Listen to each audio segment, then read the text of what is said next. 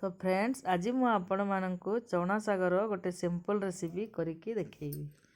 से दरकार आमको चना साग बैगण शिंब आउ बड़ी एवं फुटण पाई दरकार रसुण सोरिष आउ सुखिला लंका।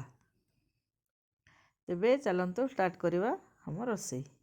प्रथमे साग को धोई छाणी दे एमती छोट छोट करके काटिदबा। तापरे प्रेशर गैस ऑन करके प्रेशर कुकर रे साग को देदेबा। तापरे कटा बैगण और कटा शिंब को पकईदबा।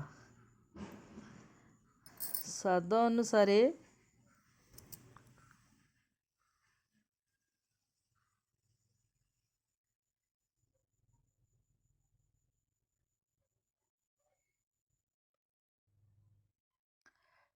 अनुसार लुण देकी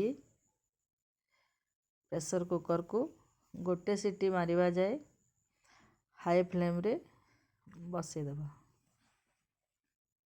तापरे सेटा सिझिला भितर एपटे आमे बड़ी छाणिबा पई तेल गरम करके बड़ी को भाजीदेबा।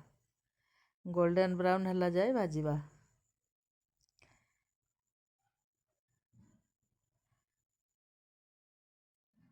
एबे हमरो बड़ी भजा हो गला। तापरे आकु एमिति गुंड करदबा हाथ रे हो कि कोथरे हो। तापरे साइड गोटे सीटी मारला एबे साग को फुटेइबा।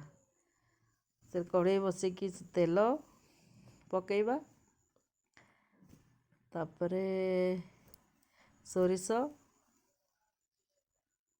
तापरे रसुण को छेची दबा टिके आओ